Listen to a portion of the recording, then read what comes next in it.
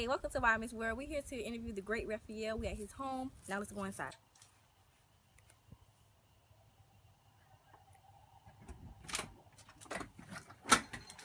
Welcome. Hey, Mr. Raphael. This is a beautiful home you have. Thank you. It took a couple of years, but thank you. It's nice. Okay, so let's jump to the questions. You were born in Urbino, Italy in 1403.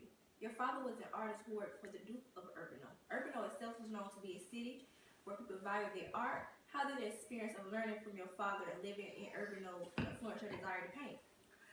Well, Urbino was a town where art was very influential, and growing up around my father and seeing him paint and do what he do, it influenced me a lot in my life. So me growing up, I kind of wanted to follow his footsteps, so I took the role of being what my father was. That's very creative. You were hired by the Pope. Was someone so high in leadership, how did you feel when he asked you to work for him? Between the two of you, it was a partnership or a friendship? Well, working with the Pope, who wouldn't be excited? Well, working with him and creating a few art rooms in his house, we grew pretty close. I would say we grew a type of friendship and partnership at the same time. Because over time, working with someone, you kind of get to know them and who they're about. So it was a friendship. So is your friendship, how is it now?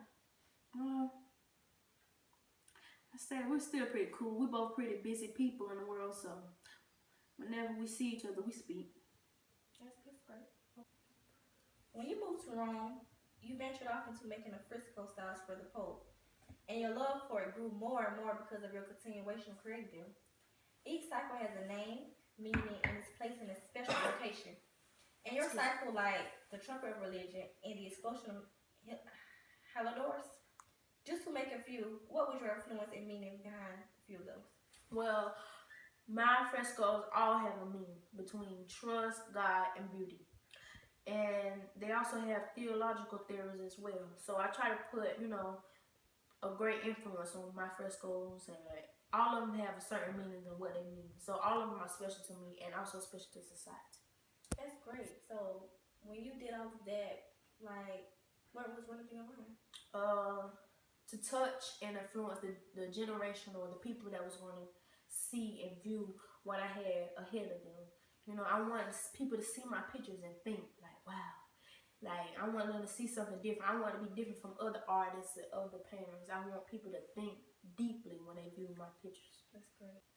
Peregrino created the Marriage of the Virgin, which you also took the opportunity to recreate your own version. How was this creating influence you? What made you want to even consider creating your own version with a different vision than his? With the task, I wanted to be, somewhat different from him, which was kind of true when I was painting.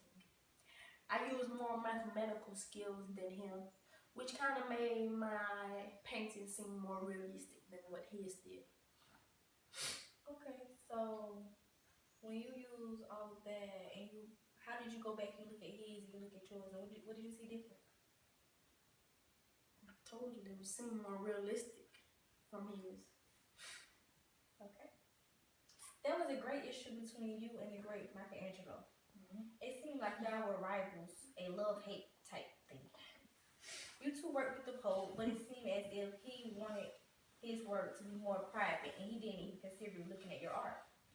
Why do you think he had this type of jealousy and hate towards you when all of you ever done was admire his art by placing him in your painting? Michelangelo. The great Michelangelo. Well, at first I can't say that I was a fan of him. I admired his work, pretty much. I really did. And at the time, both of us was working for the Pope. And, I was just doing my business, and so was he. But it just seemed like at the time, he didn't want nobody viewing or coming in and seeing what he was doing with his art, which I didn't understand because I didn't have a care in the world if you did or if you didn't view my art. So one day while he was gone, yes, I took a peep at his work, but I didn't really say that I copied him or anything. But when the word got back to him, he was pretty mad, but I just don't understand it. I think there will always be somebody in your area, no matter what you do or what job that you perform, who will who will be there before you, who were there now, and who will come up in the next generation. And I think it's okay for people to admire or accept others of what they do, because there will always be somebody better than you or the same as you. Or, you know, I think it wasn't no big idea, so it's whatever. I truly understand that. I do. This is so lovely. I just love your kitchen. Like, I love it. Thank you, thank you. It took a couple of years to make with the help of a few people. Did you do all this, you know? Did you create all this yourself? A little bit. Okay. Let's go back into the question. The painting, the School of Athens was one of your biggest pieces of art. It shows some of the most inspiring people in art. Can you tell me what desired you to create that? And who and did those people you painted have an impact in your life of creativity? Well, once again, I was, working for the Pope, and he wanted me to paint a few paintings at some of his rooms in his house. And I had a few influential people of art, in the painting, like Da Vinci and Pablo, and just a couple of people that meant a lot to me early off in the before time. Not only are you a painter, but you became an apprentice to Peregrino. That was quite successful in the city of Paraguay. How did that make you feel? Well, with him giving me that role and that appreciation, I was very ecstatic and happy for him giving me that offer, and I greatly appreciate it. That's good. That's great. Are you a wine collector? Sorry, this glance at it. Yeah, you know what I'm saying. You know, I got a little bit. I got that wine. Did you get that from Peregrino or anything? No, I actually got it from the dollar store. Leonardo is also a famous artist, and so are your Madonnas. Can you describe to me what was those figures are and how it influenced you with this creation? Which is your most popular one? Where is it located? With my Madonnas, I would probably say Virgin and Child would probably be my most popular one. You asked where they were located? Yeah. Okay. They're placed behind where Jesus was crucified.